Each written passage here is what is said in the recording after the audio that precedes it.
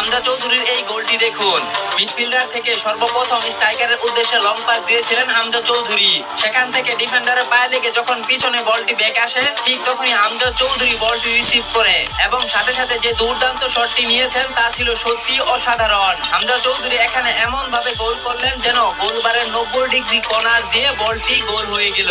হামজা চৌধুরীর এই গোলটি দেখলে যেন মনে হয় এ যেন বর্তমান ফুটবল বিশ্বের সেরা ফুটবলার মেসি রোনালদোর মতোই গোল করেছেন। মেসি রোনালদো নেইমারের মতো স্ট্রাইকাররা যেমন ডি বক্সের বাহির থেকে দুর্দান্ত শট দিয়ে গোল করে থাকেন, হামজা চৌধুরী এই গোলটি দেখে ঠিক তেমনটাই মনে হয়। হামজা চৌধুরী এই গোলটি দেখার পর আপনি কি মনে করেন অবশ্যই কমেন্টে জানিয়ে রাখুন। নাম্বার 4, ভুটানের বিপক্ষে হামজা চৌধুরীর দ্বিতীয় ম্যাচ। বাংলাদেশের হয়ে ভারতের বিপক্ষে অভিষেক করেছিলেন হামজা চৌধুরী। তবে সেই ম্যাচে হামজা চৌধুরী দুর্দান্ত পারফরমেন্স দেখিয়েছিলেন। ভারতের বিপক্ষে হামজা চৌধুরী যেন হয়ে উঠেছিলেন গলার কাটা, যেখানে বর্তমান সময়ে ভারত ফিফা র্যাঙ্কিং এ রয়েছে 100